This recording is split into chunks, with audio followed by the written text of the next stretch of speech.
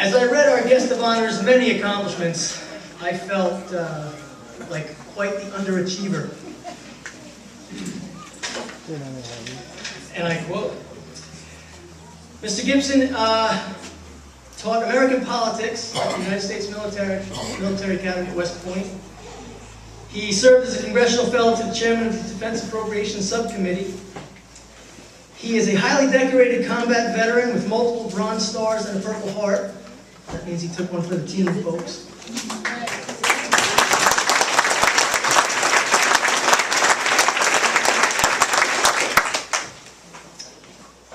And then the following week, I guess he got a PhD in government from Cornell.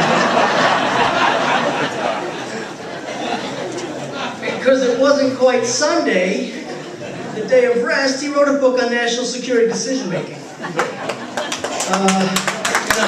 can I say? Colonel Gibson's a local boy, he's from Columbia County, so he knows what we need, he knows what we don't have. He, most importantly, he's a dad, he's a father.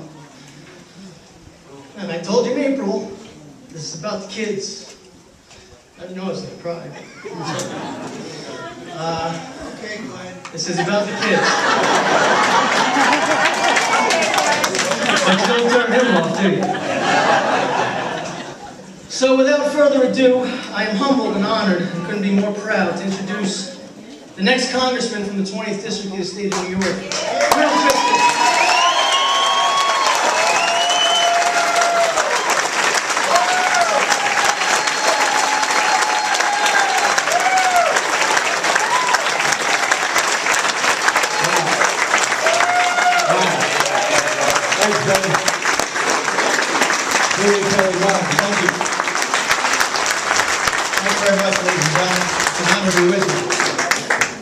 Jim, thanks very much. I appreciate your leadership here and the invite to be with everyone. I want to begin by recognizing the fact that I guess we're all reminded in the last couple of weeks, once again, that freedom isn't free. Not far from here, maybe 55 minutes or so, in Nassau, that's in Rensselaer County, young American who grew up, who held everyone's respect in the community, great athlete, a brother, a son, a new husband. He had enlisted in the United States Army to help disarm the improvised explosive device, our enemy's weapon of choice in this war. And he had served multiple combat tours, Derek Farley, and he had served in Iraq, and he was, until a couple weeks ago, serving in Afghanistan.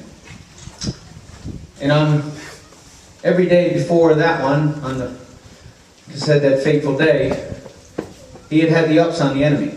He had found that nefarious device, and he had disarmed it.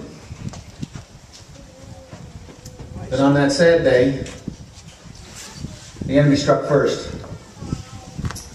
And we lost Derek Farley. May he rest in peace. We'll remember him always. Our thoughts and prayers go out to him, his family, in this moment of loss, devastating loss. And here in Greene County, a young man still reeling from injuries from earlier in the summer, Luke McDermott. We pray for him. He's got a very tough road ahead of him. We pray for his family. We pray for strength for his friends. We remember his sacrifice. Freedom isn't free. Over the course of a 24-year Army career, I had the good fortune of being in 47 states and 36 different countries. It doesn't get any better than right here. Right here. Our family is so excited to be home. We never forget how fortunate we have it, and I know you don't either. I can sense that.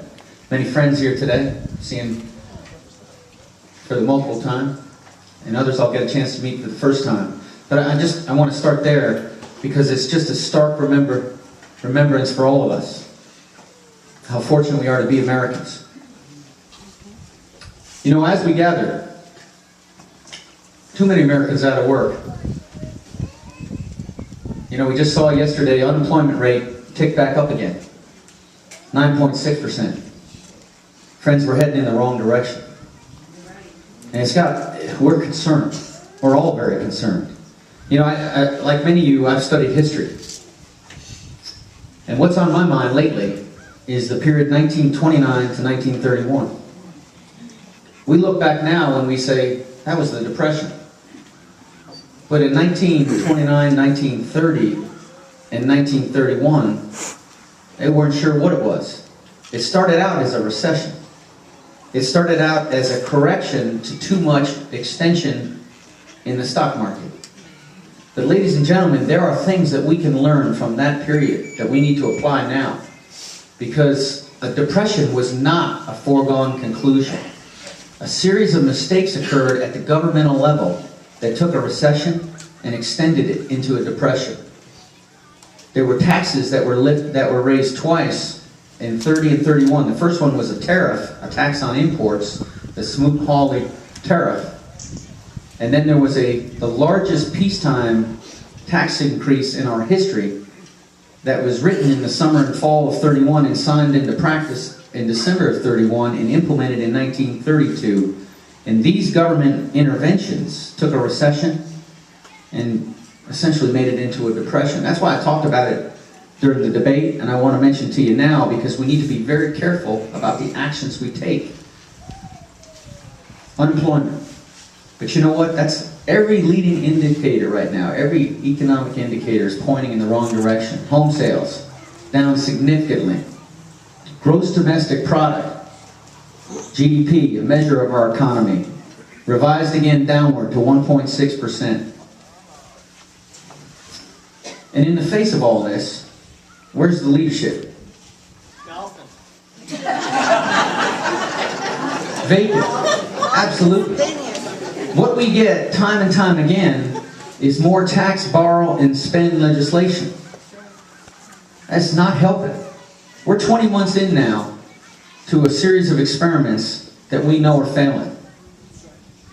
We're at over $13 trillion worth of debt, almost $13.5 trillion worth of debt, and this year at over a $1.3 trillion deficit. That's the largest deficit in our history.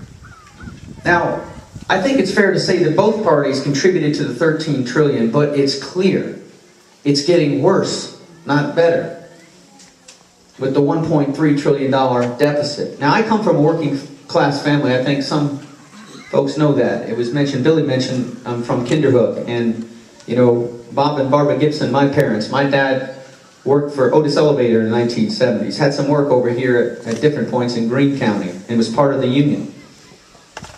We didn't have a lot of money, but we never spent more than we had. And we had a budget. Responsible American families do. This is the first time since 1974 we have no budget. We have no budget right now. We have no budget because the leadership has decided it's too hard, because they don't want to stand behind the hard choices in an election year. Now, ladies and gentlemen, and Michael Teeter's in the room here. He's joined us. He was a soldier of mine in the Falcon Brigade. He's back there. I will tell you that, you know, in the sunshine day, in the light of the day, good units move forward. And they hardly need any direction. But it's in the dark of the night, it's in the driving rain, it's under fire, in combat when real leadership is necessary. And in government, it's in the hard times. It's in the times when the economy's not growing. And we're spending like we're going out of control here. That's when you need leadership.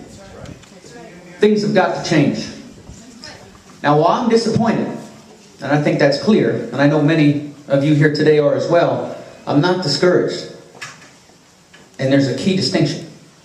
Because I truly believe that if we make the right choices, going forward, our best days are still in front of us. You think about America. We've been through tough times.